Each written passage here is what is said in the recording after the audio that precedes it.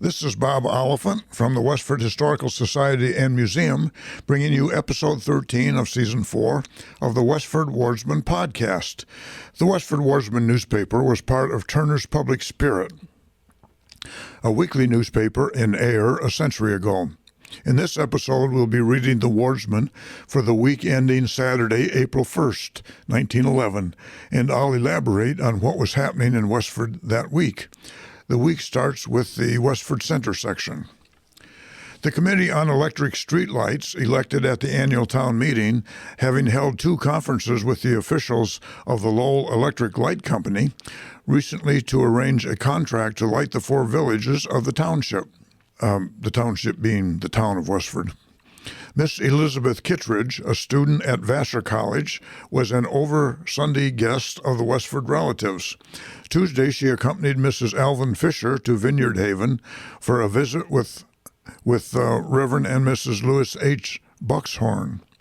Lewis was a former pastor of the First Parish Church. The Whitney Park Committee have been recently holding meetings, and as soon as weather is suitable, the shrubbery will be set in the places marked out to receive it, and as the season advances, this will prove the beauty spot it was intended. An effectual wire shield has been erected at the back of the baseball field. Mrs. Henry B. Reed will act in her old position as master of the ladies' degree staff for the spring initiation in the Grange. Miss May Day, a student at Mount Holyoke College, is enjoying the spring vacation at her home. Miss Blanche Waller is at home for the spring vacation from her teaching in Maine. Arthur Burnham, wife and son, Miss Lillian Atwood, Miss May Atwood, and Leonard Wheeler were among those in attendance at the Farmers Institute at Chelmsford on Wednesday and enjoyed the good speakers, good music, and dinner. Westford Grange goes to Acton Grange on Thursday, April 12th by invitation to its neighbors' night and will present as part of the entertainment the play recently given here, The Famous Great Plumber Breach of Promise case. The library will not be closed this spring, as the experiment last year proved that the annual cleaning could be done successfully while the building was open. An exception to this decision is that the library will not open for the usual hour on Sunday. The floors are being done over, and with this plan, they will have from Friday until Tuesday to dry. The members will remember the Tadmont Club Tuesday afternoon, April 4th at 3 o'clock, with an attractive program titled Florida, in charge of Mrs. David Wallace. A.L. Griffin of Lawrence is reported to have purchased the Clarence A. Reed Farm. The next section is called Organized. The Board of Selectmen, elected at town meeting, have organized for the year, with Oscar R. Spaulding as chairman, Sherman H. Fletcher as secretary, and have made their various appointments as follows.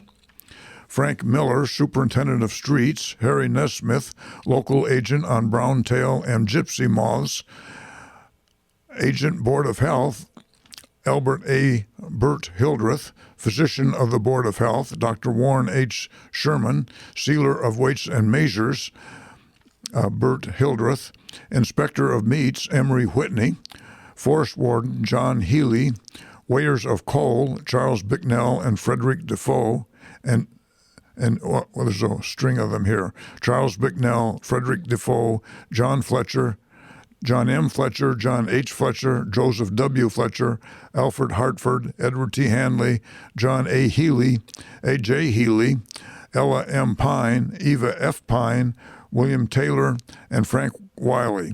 Agent from Burial of Deceased Soldiers and Sailors, George T. Day. The next section is called Chimney Fires. The bells rung for fire in the early afternoon of last Saturday, and the trouble proved to be that the large house owned and occupied by Harrison B. Hall was seriously threatened, The roof, which was very dry, caught fire from sparks from the chimney, and a brisk blaze was started. Members of the Edward M. Abbott Hose Company with the fire extinguishers responded, and the incipient blaze was controlled with but small damage. The hose wagon with its apparatus was quickly on the scene, but was not needed. Last week, an alarm was sounded for another chimney fire at the home of Timothy Sullivan on the Boston Road. This also was controlled before any appreciable damage was done. The next section is the About Town section. The beautiful plumed pheasants have been seen recently near Brookside. Thou shalt not kill. That's in quotes, and of course that's from the Ten Commandments, which are given that one is given in Exodus chapter 20, verse 13, and Deuteronomy chapter 5, verse 17. Thou shalt not kill, says the law, and wisely and humanely so. The wasteful, reckless slaughter of bird life and forest resources makes the thoughtful emphasis the principle of, quote, conservation, end quote. I used to see a lot of pheasants in town when we moved here in the late 70s. I don't see them anymore, but now I see a lot of wild turkeys, and I wonder if they've driven the pheasants from town. It was a grand old reception to a grand old man that Reverend Benjamin Bailey fell in with last week Sunday at Dedham at the anniversary of his ordination 50 years ago, and where he served this parish 7 years. The church was crowded with friends of the olden time and the new friendships of more recent days. Both by his voluntary offer and by request of members of the Westford parish, he will give an address next Sunday on, quote, 50 years in the ministry, end quote. The annual collection for the Unitarian Association will be taken next Sunday. The Oak Hill H.E. Fletcher and Company stone contractors are busy shipping stone to New York City for the Bankers Exchange on Wall Street. The building will be 40 stories high. I think this is probably the 37-story tall Bankers Trust Company building at 14 Wall Street. The town auditor's report shows only about $3,000 of uncollected taxes of the $30,000 that was voted to be raised. This small uncollected amount can only be accounted for in two ways, either an exceptional collector or exceptional willingness on the part of the taxpayers to part with their money. Albert and Samuel Talbert, it's spelled T-A-L-B-E-R-T, but I'm pretty sure that what is meant is talent, T-A-L-L-A-N-T. They were of Pelham, New Hampshire. Former students at the academy were in town on Sunday. William Wyman has been appointed on the executive committee of the Westford Grange in place of Mrs. Arthur Blodgett, who has efficiently served the usual allotted evenings. The next meeting will be held Friday evening, April 7th. The next meeting of Middlesex North Pomona Grange will be held Friday at Oddfellows Hall, Lowell.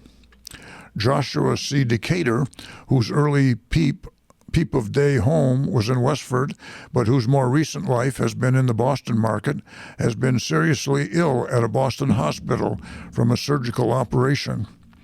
Alfred Hartford left town this Saturday on an excursion for Washington. John Grieg left town on Wednesday on a pleasant trip to New York City. The John Decatur place has been closed, and the housekeeper, Mrs. Noyes, and goods are to be a part of the town of Gardner. Fred Shorey is to move into the Francis Fletcher place at Westford Center on the Boston Road. The next paragraphs are covered by the title Club Meeting.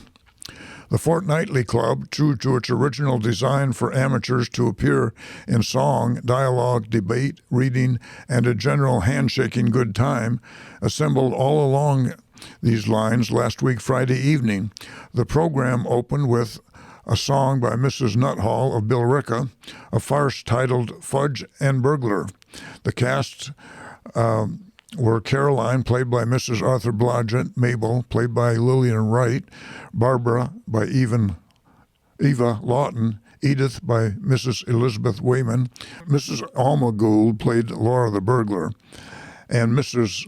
Harvey Gould, Ethel Shaw, and Stella Chandler played school teachers, forming a tableau at the end. A reading by Mrs. Warren Wyman, recitation by Delia Cass of Littleton, tableau by George F. Gould impersonated Old Black Joe while the old familiar song was being sung behind the scenes, reading by Fred Blodgett, recitation Ethel Shaw of Littleton, one of Eugene Field's poems, solo Edward Gamblin of Groton, farce Troubled by Ghosts, that starred Carl Wright, Edwin Gould, Frank Chagru, and Mrs. Wyman. Eugene Field, mentioned here, died in 1895 and was an American writer, best known for his children's poetry and humorous essays. It didn't say which of these were recited at the meeting. The committee who planned and carried out the evening's entertainment were Mrs. Arthur Blodgett, Lillian Wright, and Mrs. Edwin Gould. Next, we have the Forge Village section. Mr. and Mrs. John Bennett of Worcester have been recent visitors at the home of Alvin S. Bennett. Archie Bennett of Boston spent a couple of days visiting his grandfather, Alvin S. Bennett. The many friends of Miss Grace Lawrence will be pleased to learn of her recovery from the injury received a while ago. Mrs. Lucretia Reed has been confined to her home for the past few weeks. The many friends of her daughter, Mrs. George Reed of Lowell, will be pained to hear of her death, which occurred at their home last week. Mrs. Liza Richardson of Townsend spent the weekend with her aunt, Mrs. Lucretia Reed. George Wilson, William Derone, and Fred Naylor were guests of Mr. Hilliard of Groton on a trip to Boston last Thursday. Communion services will be held in St. Andrew's Mission on Sunday morning at 8:45 o'clock. Wednesday evening, the usual Lenten services were held at the mission, Reverend A.L. Bumpus, the pastor, having charge. The choir held a rehearsal immediately after the services. The Ladies' Sewing Circle met in Recreation Hall on Wednesday afternoon. A dainty luncheon was served at the conclusion of the meeting. The choir of St. Catherine's Church are rehearsing for the services to be held in Abbott Hall on Easter Sunday morning. They are also rehearsing for the concert to be given in Abbott Hall on April 18th in the form of a home party, and are doing excellent work. Many of the parishioners who reside here attended the meeting in Healy's Hall last Sunday evening to take action on the building of an addition to St. Catherine's Church, which is being remodeled this spring. Mrs. Elmer Nutting, married name Mary E. her maiden name, Mary E. Splain, has been spending the last couple of weeks with her sister, Mrs. Frank Rose, née Margaret Ellen Splain, of Belmont. Miss Marjorie Rose of Belmont spent Saturday and Sunday with her grandmother, Mrs. Elizabeth Splain. Richard Keefe of Townsend Harbor visited with his aunt, Mrs. John Carmichael, on Sunday. Mrs. George Rose, née Mary Ella Ward, and son of Belmont spent Sunday with her mother, Mrs. Mary A. Ward. Mrs. Robert Orr of this village spent Sunday visiting relatives at the George Little Farm. Mrs. Ephraim Reed died at her home on Pine Street on Friday of last week at the age of 34 years after a lingering illness. The funeral took place on Sunday afternoon and was in charge of undertaker Grieg of Westford, the burial being in West Lawn Cemetery. The bearers were Mr. Murray, Orrin Murray, Bert Comey, and William Hosmer. The daughter of Thomas Finn of Pond Street met with a very painful injury while at work in the mill at the Abbott Worsted Company on Tuesday. She was immediately attended by the family physician. That's the news in Westford for the week ending April 1st, 1911. Thank you for listening, and thanks to Ryan Cousins of Westford CAT for providing technical support.